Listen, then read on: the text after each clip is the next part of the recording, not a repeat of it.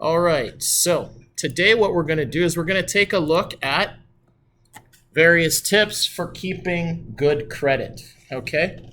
Now, the first thing we need to do is we need to do a quick review. So take a moment and think about this. What were the 3 C's? First one was collateral, capacity, and character. Excellent. Now, when we talk about collateral, we're trying to find out what do you have of worth can we take if you don't make your loan. You understand, right? When we're talking about character, we're actually going to take a look at what that credit report thing we talked about a while back, right? They look to see if you'll keep your word and pay off the loan. And then we look at your capacity. Can you afford the loan? Does your budget or expenses allow you to afford the loan? That's some things that they will look into. Now, by the time we are finished today's lesson, you're going to be able to answer these questions, right? What you think is the most important concept we learned about to do and not to do with credit. You're going to explain your answer in a video or a short paragraph with just 3 to 4 sentences, right? Now, the last type of question you're going to have to be able to answer is, what do you think is the hardest part of managing your credit is going to be? And why do you think it's the case, right? So I want you to reflect on this. You got 12 days before you leave me and you're out in the real world. Most of your friends haven't considered this yet, right? And I don't want you guys to get into a hole right out of high school. Okay, so the first thing that you got to understand is that you need to know what your loan is, right? You need to know what the penalties for missed payments are. You need to ask about late charges and penalties and service charges. And you need to know the total cost of buying in credit and compare paying this with cash. So sometimes you get the chance to do layaways, and layaways are sometimes interest-free, but what they do is instead of saying interest-free, they say, hey, all you have to do is pay this management cost, and that management cost might be 20% of the actual pay of the actual thing. So you're actually paying an extra 20%, but you don't realize that because you're paying no interest loans until the end, right? Because they've reworded it, right? Interest and owing stuff is one and the same. We all hate it. Now, the other thing you got to understand is, do you actually know if what you're getting is a want or a need? And you need to think about that before you actually buy it. If it's a need and you absolutely can't live without it, then yes, you might have to find a way to afford it. Now, never do this. Listen very carefully. When we're talking about credit, you're never going to sign a blank form on your document. So sometimes credit card people and business people that sell you stuff will leave blank sections with lines on it with the ability for them to add extra stuff to the loan after you sign it. Do not sign that unless you have seen what they are going to sign off on before you sign. Just don't do it, because what some of these companies will do is the salespeople will go and put like extra terms of service on your loan and you don't even realize. And then next thing you know, you're paying ridiculous amounts of money. Another thing that I want you to remember is to never give your card number online or over the phone unless you are the person that called into the company, right? Do not be sitting on your phone and then you get someone like a duct cleaner calling you and saying, you need to clean the ducts in your house, blah, blah, blah. If you give us a credit card, we'll send people over in a couple of days. Don't ever do that. No caller or retailer will call you and try to get no credible one will try to get your credit card and stuff over the phone. They'll try to set up an appointment to see you if they are credible. Now, I would tell you if you go and do online purchases or stuff over the phone, it's you that need to call the business for which you have verified the telephone number or email address and then make your purchase that way. Only when you feel comfortable with that should you consider doing that. The other thing that you should do is never co-sign a loan for somebody else unless you can afford to lose both the money and your friendship. Because sometimes what happens is that person that's asking you to help you co-sign with the loan, they just sort of, buy their kicks and take off and then leave you with the bag. Leave you holding the bag and you got to pay for it. And that is a friendship breaker. They promised to do something and they used you as a co-signer. Be prepared to lose them as a friendship. Just be prepared. All right? Now, here's the thing that I don't want you to ever do when you're trying to keep your credit going, okay? Don't borrow more money than you can afford, right? And don't use consolidation loans unless the original sources of the credit are closed. So when we're talking about that, I'm actually talking about something that is dealing with let's say you have a line of credit or another credit card, or like Canada, or say Canadian Tire credit card. They'll sometimes say, hey, we're going to give you the ability to use, what was it again? We're going to give you the ability to transfer credit and loans from other places onto your credit card, right? And they'll try to do this before your other credit card is closed, right? And all that does is it increases the amount of credit that you have to pay and the amount of interest that you pay monthly for your credit cards. So guess what? You're stuck paying that loan, but you end up paying a lot more interest to that company. So the key idea is clear your loans on the thing you're going to transfer stuff over to, and then use your consolidation, i.e. pulling the money from the other cards, clearing those, and putting it onto the line of credit or your credit card that the bank says you can use. Now, don't ever, ever, ever anticipate a raise, right? You always need to buy based on your current outcome. I want you to think of the typical movie where dad thinks he's going to go and get, say, a Christmas bonus over the Christmas. And the one time he's depending on that Christmas bonus, he doesn't get it. And he's maxed out his credit cards and he can't pay for anything. But he's paid for it all already and he doesn't realize that he has to pay for it all in January. And then he ends up paying interest on his credit card. That's a crazy situation, and it happens many times. Because people anticipate their raises, but always think, hey, I can afford it because I'm getting a raise in 2 weeks. And when that raise doesn't come, it's a disappointment, and it also helps to wreck your credit score. Now, the other thing I want you to remember is never to be misled into thinking that small payments are going to be easy. When you have many small payments for a credit card or a loan over a long period of time, it's very hard to sustain. It's very hard to keep up because sometimes you might forget or you might miss it. And you know what?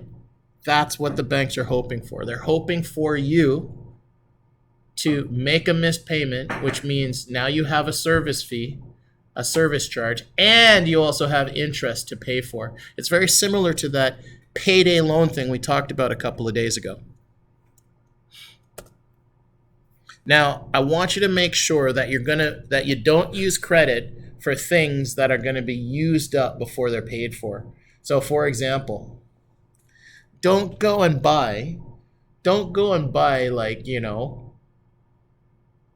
let's say an old bicycle that will last for a week and you pay $500 for it. The bicycle lasts for about a week and then breaks down. Do you think that's a good thing to pay your credit for? Because it's a simple thing. You bought something that you thought would work for more than a week, but now it's done, but you still owe $500 on this thing and you can't use it. Now, here's the most important thing I want you to remember. In order to maintain your good credit, these are the things that I want you to be focused on. So make sure you guys take a look at this. You want to borrow the least amount of money that you need, not the most that you can. Because if you take too much and something changes in your life, like other things, other bills increase, then you're going to be in the red. You're going to be, in the red. You're going to end up owing money, right? When you consider your debts, I want you to pay them promptly, all right? I want you to make the largest payments possible when you have these debts. You need to also shop around for the best credit terms. And I want you to make sure that you deal with reputable creditors, right? They should also have a good rating too. So don't go down to street to Johnny here that's got like $1,500 and go and try to borrow money from him. Because you know what? Maybe all of a sudden, the terms that you had agreed with him with will change. And then he'll say, no, you owe me this money now. I need the money now. When it should have been, say, a month or two, and you're supposed to pay every first of the month, things like that happen. You also need to make sure you read and understand the credit contract especially. A lot of people don't do that. They just sort of sign off on the credit and learn about the ridiculous rules that are applied to their credit card without fully reading and understanding the contract, right? A lot of banks and companies are hoping that you don't read all the information in that credit report or loan, right? They're hoping that you don't see that there is a 27% interest rate if you miss even by 1 day, right? Now, I want you to take the time to make sure you know what you're agreeing to. And once it's signed, make sure you have a copy of it somewhere sitting in your house, because there are times where banks and credit card companies decide to change the statement, change the rules on you without knowing. And if you don't have that original copy, you can't call them out, right? The other thing I need you to make sure of is you always need to keep track of what you put on your credit cards, right? What you put on your loans, right? Because if you don't do that, then you know you're going to go over your budget for the month. The key idea is when you have any debts that are ridiculous, the key idea is to pay off the costliest debts the first, i.e. the ones that have the highest interest rate, right? And then the moment that you ever lose your credit card because they have tap now, you need to make sure that you use the banking app that you have or the credit card app that you have and lock it down, or call the credit card companies and report those things as lost or stolen, because you know what? Anybody can tap your credit card, right? They don't need your passport. They don't need your password or ID. They could just use it, right? I mean, one time I actually lost a credit card and some kid basically took my card and used it to get Tim Hortons, a box of Tim Hortons. What the heck was that? Kid could have at least given me something of it, right? And then I had to go and make sure that it was canceled. But because I told the bank that it was lost, the bank reimbursed me that money for that stolen card, right? It was great, right? The other thing that I need you to do is I need you to also make sure that you need to contact your creditors and be open and honest with them as quickly as possible, because as long as you have good character, they will allow you to make slight changes to your payment plans. So maybe this week you're not gonna get paid until the 15th, and the payment is due on the 13th. You can always call them about 4 or 5 days before it's due and let them know. As long as they know that you're going to pay within a certain amount of time, then they'll be okay with it, right? As long as they know, they won't go and count that against your credit history. Now, here are some quick videos that I would like you to listen to, okay? Make sure you watch them. This is credit cards and how to handle them. Okay, so you click on the link, and we go to the link, and then click on debt versus getting loans as well. We can take a look at that.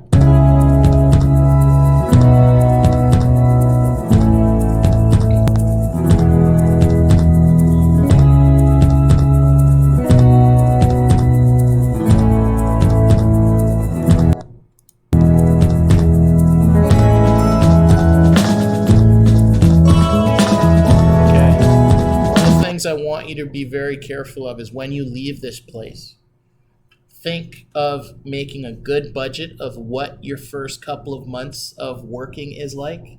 And then I want you to start thinking about having a minimum of 6 months worth of expenses stored somewhere in your TFSA or your RRSPs or a savings account, because sometimes these emergency funds can help you get out of a sticky situation, like if your job gets taken away from you or you end up in the hospital or something. You can at least have some money set away to be able to pay your bills. This is something that a lot of Canadians aren't doing right now. And about 80% of most homeowners in Canada have gotten to the point where they're literally 2 weeks from having to declare bankruptcy and losing their houses.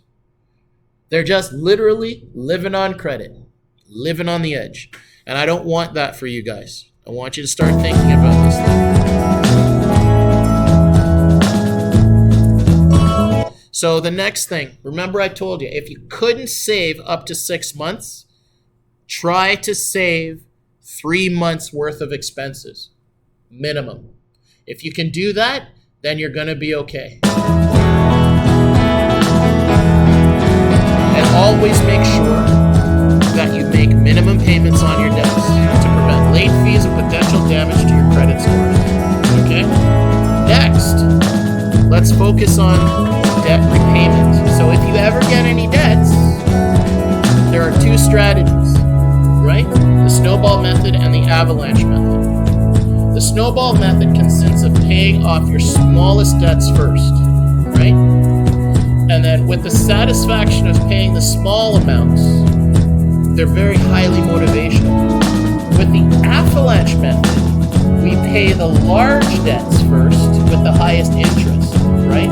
And that will lower your overall payments over time, as the interest rates are typically high on credit card accounts. Okay? With either method, aim to pay beyond the minimum each month, because this will help reduce your payments very quickly. And you just need to continue paying each minimum payment, at least each minimum payment every month. Now, the last thing that I need you to realize is that you got to find a balance that works for you, right? You need to be very careful not to overextend yourself, right? And get to the point where you end up taking many years to pay off your debts. You want to prioritize paying off your debts while making small contributions to your savings, right? And once you've paid off your debts aggressively, you can aggressively build your savings. So the key idea is to clear your debts and then go to town on your savings, because that is important for you and your retirements and your plans for you and your partner.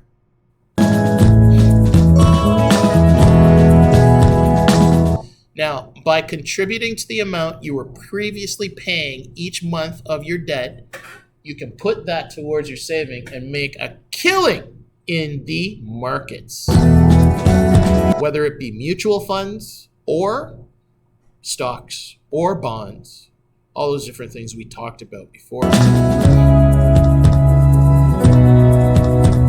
And that's it.